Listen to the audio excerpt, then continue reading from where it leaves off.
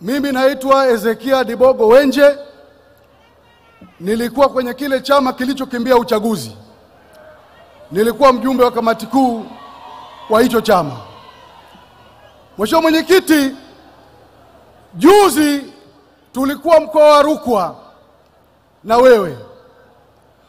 Ulipoanza kuzungumza, sisi wengine tulikaa pale pembeni tunasikiliza unachozungumza.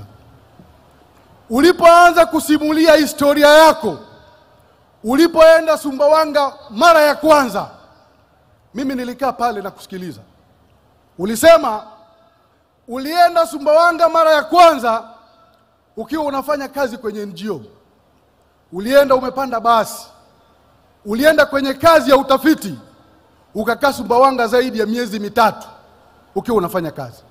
Ukasema ukiwa kule Sumbawanga unafanya kazi kama Mtanzania wa kawaida. Ulisema uliwahi kupanda na basi iliharibika ukiwa njiani unaenda huko Sumbawanga. Ukakutana na ndugu yako moja ni Mpemba, alikuwa na duka. Ukawa unaenda dukani kwa Mpemba, unanunua mahitaji yako, unarudi unakokaa. Ninachotaka kusema, ile historia uliyosema ulipofika Sumbawanga, mimi kwangu ilikuwa ni funzo. Nikajua maisha ya mwanadamu, anayeamua hatima ya mwanadamu yote sio mwanadamu yote hapa duniani, bali ni Mwenyezi Mungu peke yake. Sisi ya moyo. Yule Mpemba uliyekuwa naenda dukani kwake kuchukua vitu, nafikiri yeye kwenye maisha yake ulimwachia somo kubwa, kwa sababu hakujua kwamba yule mama aliyekuwa naenda kununua vitu pale atakuja kuwa rais wa Jamhuri ya Muungano wa Tanzania siku moja. Ninachosema, Watanzania mnaonisikiliza kutoka hapa Dar es Salaam mpaka Kigoma, hakuna kukata tamaa. Hata ukiondoka hapa unaenda kula ugali na mlenda na mwanao, muombe tu maisha yake hapo mkononi mwa Mungu. Siku moja anaweza kawa Samia mwingine katika taifa letu. Mheshimiwa Mwenyekiti, duniani hapa kuna watu wanaitwa haters. Wao wapo, huwezi kuwakwepa. Wewe ulikuwa mbunge kule Zanzibar. Hakuna aliyeamini kwenye maisha yako kwamba siku moja utakuwa mbunge. Na inawezekana hata ulipokuwa mbunge bado walikuwa na mashaka kwamba je, ataweza kazi ya ubunge. Ukafanya ukamaliza. Ukawa waziri. Na inawezekana pia tulipokuwa waziri pia bado kuna wengine walikuwa na mashaka. Amepata kazi ya waziri, je, ataweza? Ukafanya Mheshimiwa Rais na rekodi zipo ukamaliza. Ikaja ukawa mama wa kwanza katika nchi yetu kuwa makamu wa rais. Hata hapo pia haters walikuwepo. Najua waliuliza, je, ataweza? Ukaweza. Ukatoka hapo. Leo kwa sababu Mungu ndiye anayeamua hatima ya kila mwanadamu, wewe ndio rais wa Jamhuri ya Muungano wa Tanzania. Mheshimiwa Mwenyekiti, nasema hivi, tumebakisha wiki moja kufika Oktoba 29. Najua kuna watu pia bado wana mashaka kwamba Oktoba 29 itakuwaje. Nawaambia wale matomaso, subirini muone ukuu wa Mungu. Mheshimiwa Dr. Samia Suluhu Hassan anaenda kupita kwa kura za kishindo. Sisi hoi. Mheshimiwa Mwenyekiti, mimi nilipata fursa adimu nikiwa kijana wa nchi hii, nikiwa nawakilisha jimbo la Nyamagana kwenye bunge la 10. Bunge la 10 liliingia kwenye historia muhimu kwenye nchi yetu kwa sababu walipata fursa adhimu ya kuandika katiba mpya kwenye nchi yetu. Ile maarufu inaitwa katiba ya Warioba. Mheshimiwa Mwenyekiti, wewe ulipata fursa ya kuwa makamu mwenyekiti wale bunge. Tulienda kwenye bunge, tukajadiliana, tukafika pazuri. Kama kawaida, sisi tuliokuwa wapinzani wa nchi hii tulikimbia kwenye bunge la katiba. Tukaacha bunge solemba. Sisi wapinzani wote tulikimbia. Ninachojaribu kusema ni kwamba nimeona kwenye ilani ya Chama cha Mapinduzi, Mheshimiwa Rais, Mheshimiwa Mwenyekiti, kuna mchakato wa katiba mpya imewekwa kwenye ilani ya CCM. Lakini nawaambieni Watanzania mnaonisikiliza, waliochelewesha kupatikana kwa katiba mpya nchi hii ni sisi wapinzani, na mimi nikiwepo enzi hizo. Sisi ndio tulikimbia kwenye bunge la Warioba. Wakati mwingine unashindwa hata kuelewa hivi tunachotaka ni nini.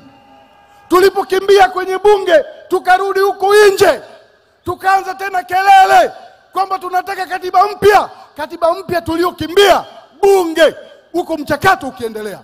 Wapinzani wa nchi hii, sisi ndio tulichelewesha nchi hii kupata katiba mpya tulipokimbia kwenye bunge la Warioba. Mheshimiwa Mwenyekiti na Watanzania, naomba mnielewe. Iko hivi, leo chama nilichokuwepo mimi tulikimbia mchakato wa katiba bungeni. Leo tumekimbia uchaguzi, na mimi nawaambieni pasipo shaka yoyote, hata mchakato wa katiba mpya utakapoanza pia bado watakimbia. Asa mimi Wenje, kwa kukataa kuendelea kuwa kwenye hii treni ya kususasusa hivi imekuwa nongwa, shida iko wapi? Na Mheshimiwa Mwenyekiti, naomba niwaambie Watanzania wote wanaosikiliza, hakuna nchi yoyote hata moja mnitajie duniani ambayo mfumo wao wa uchaguzi ni waterproof 100%, kwamba haina dosari hata moja. Ngoja niwakumbushe, Marekani mwaka 2016 walifanya uchaguzi, malalamiko yalikuwepo. That is America. Mwaka 2020 wakafanya uchaguzi Marekani, matatizo yakatokea makubwa mpaka watu wakaandamana, mpaka wakaenda kwenye bunge lile la Marekani kwa sababu ya malalamiko ya uchaguzi. Na hiyo ni Marekani. Lakini baada ya mwaka 2020 chama cha Republican iliyolalamika kuhusu uchaguzi hawakususia uchaguzi, walirudi kwenye uchaguzi, na leo Trump is the president in America. Nachojaribu kusema ni kwamba suluhu hapa haipatikani kwenye kukimbia uchaguzi. Hatuwezi tukapata suluhisho kwenye kukimbia uchaguzi. Na narudia tena, mamlaka ya nchi yetu hayapatikani mitaani.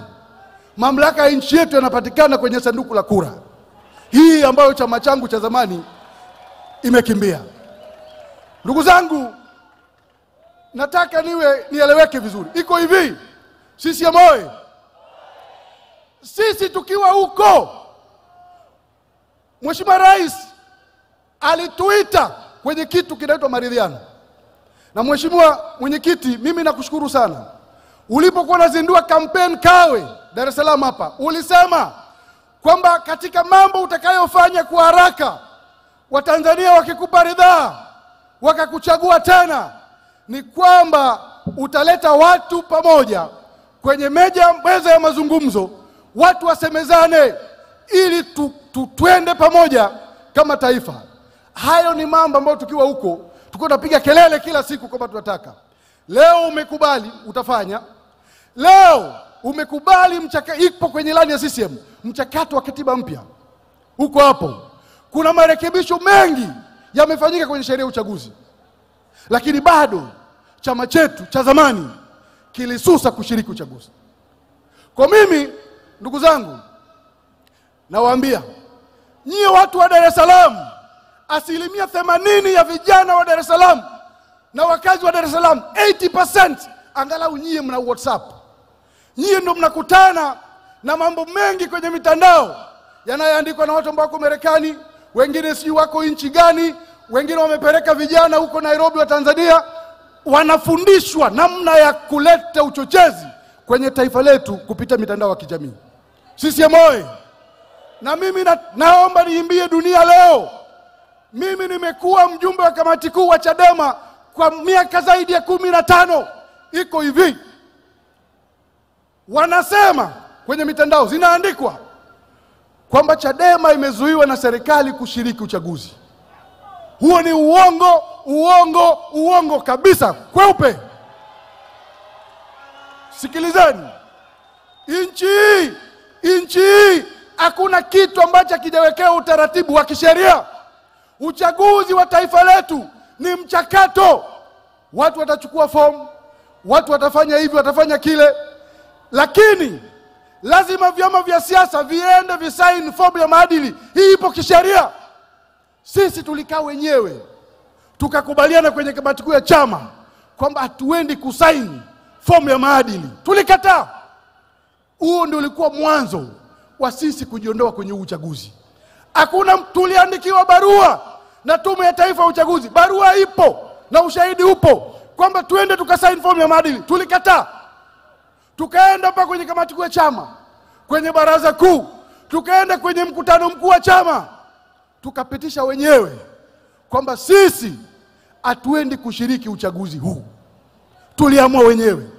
Naomba dunia ijue, hakuna serikali, hakuna chama, hakuna taasisi ya serikali iliyotuzuia kushiriki uchaguzi. Tulisusa wenyewe, tukakataa wenyewe, na sababu za kukataa mimi najua. Hizo ni za boardroom kule nyuma, tulijadiliana. Sababu zipo. Na mtu akileta panganga tutasema hizo sababu. Sababu zipo kwa nini tulisusia. Haya mambo mnayosikia, no election, no reforms, hayo mengine ni mikwara tu, lakini zipo sababu za ndani zilizofanya sisi tushiriki uchaguzi. Namaliza kwa kusema, ndugu zangu, iko hivi. Kwenye nchi yetu hapa, waasisi wa nchi hii, hakuna ubishi wala maswali kwamba walituachia taifa thubuti, taifa imara, yenye umoja na mshikamano, na yenye amani tele. Na mimi naambieni, bila amani, Chama cha Mapinduzi toka uhuru kwa awamu zote imefanya kazi kubwa ya kulinda amani ya taifa letu. Na bila hii amani, leo msingekuja hapa kwa wingi kusikiliza sera za Chama cha Mapinduzi, msingekuja hapa kwa wingi tunasikiliza sera huku tutapata burudani. Bila amani, hakuna mama atakayeuza mboga barabarani. Bila amani, hakuna mtu atakayefungua duka Kariakoo. Bila amani, hakuna mtu atakayeendesha bodaboda. Sawa sawa? Kwa hiyo ni ujinga sana kwa kijana yoyote, yaani mtu yuko Marekani, mwingine yuko Belgium, mwingine yuko Afrika Kusini, mwingine yuko Sweden, kazi yake ana tweet kwamba wewe ukafanye fujo, wakati wewe, yeye na mke wake na watoto wake wako wanakula bata Marekani. Huo ni wenda wazimu. Wanatoaga mfano nikimalizia. Huko Marekani zamani kuna mchungaji alikuwa anaitwa Jim Jones. Jim Jones alikusanya wafuasi wake akawapeleka kwenye jangwa ya Guyana huko Amerika ya Kusini. Akakaa nao akamwambia mnaenda mbinguni. Siku ya mwisho akamwambia kunyweni sumu ili muende mbinguni.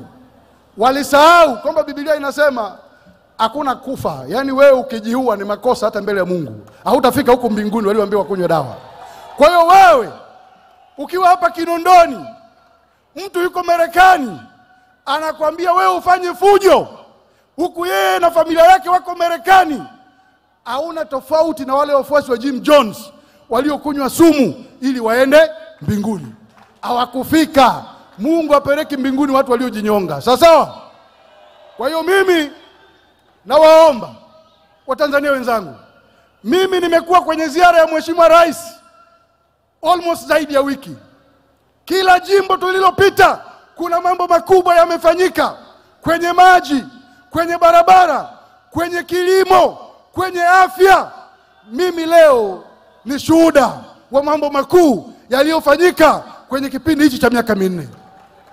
Kwa hiyo nendeni mkapige kura tarehe 29, kura ya kuongeza ufanisi wa upatikanaji wa maji katika nchi yetu, kura ya kuleta umeme zaidi, kura ya kuleta mabarabara mengi zaidi na madaraja.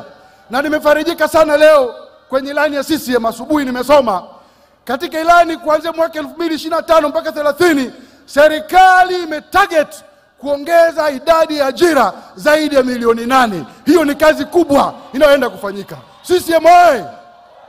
Kwa nawasi tarehe 29 tokeni kwa wingi tuchague wabunge wa CCM, madiwani wa CCM na rais wa CCM. Naomba nione kura za Dr. Samia Suluhu Hassan. Daktari hoi! CCM hoi! Asanteni sana, Mungu awabariki.